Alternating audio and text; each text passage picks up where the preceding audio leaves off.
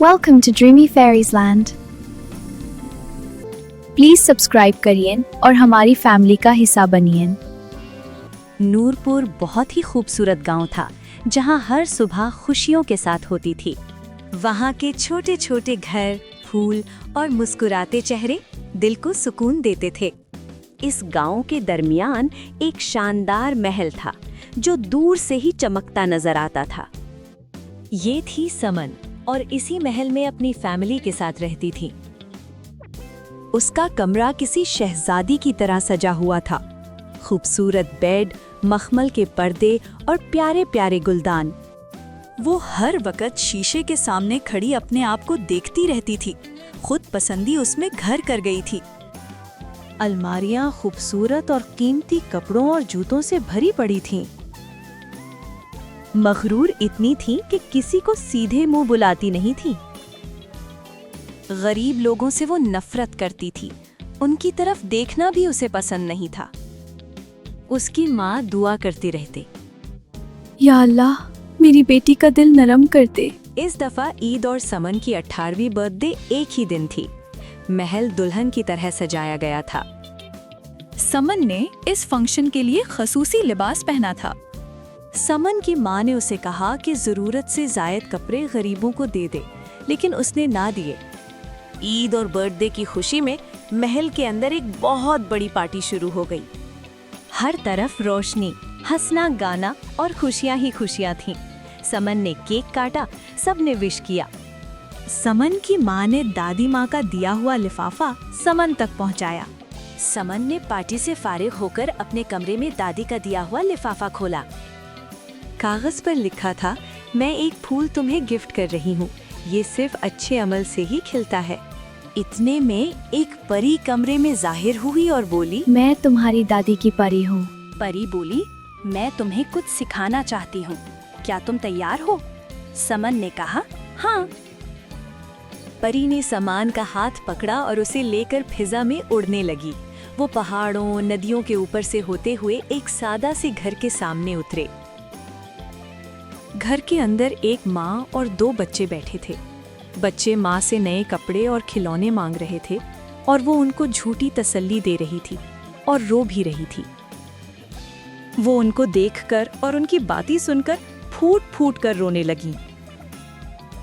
परी ने उसका हाथ पकड़ा और वो दोबारा सफर पर रवाना हो गईं। इस दफा वो एक और घर के सामने उतरी जो उसकी मुलाजमा का था। कमरे में एक बूढ़ी औरत लेटी थी। वो बेटी से कहती है, क्या मेरी दवाई लाई हो? बेटी बहाना करती है कि आज दुकान बंद थी, नहीं लाई, कल ले आऊंगी।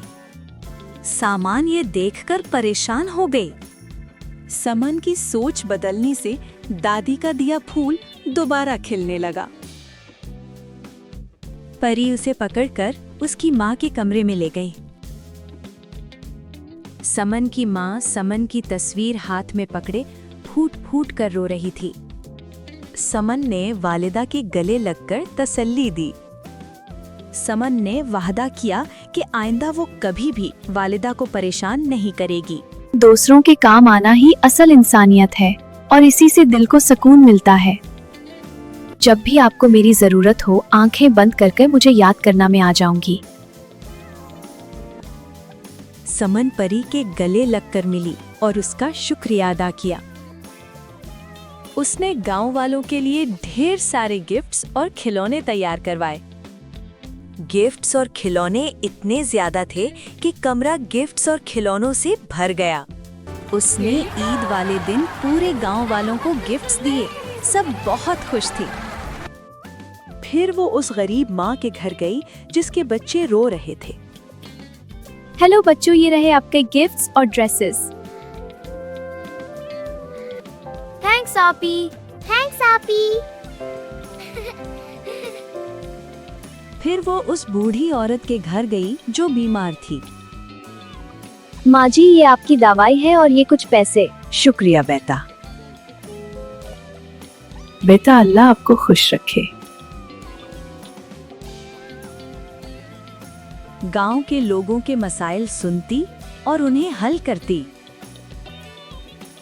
गांव वालों के गमों और खुशियों में शरीक होती। गांव के बच्चों के साथ मिलकर खूब खेलती, गार्डन के फूलों की देखभाल खुद करती और उन्हें पानी देती।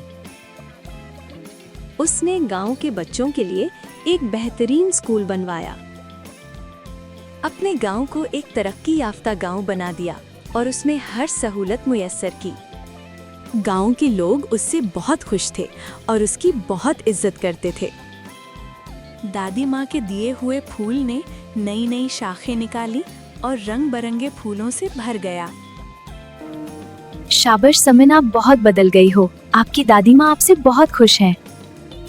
आपने सच कहा था कि असल खुशी इंसानियत की खिदमत करने से मिलती है। हाँ, ये सच है।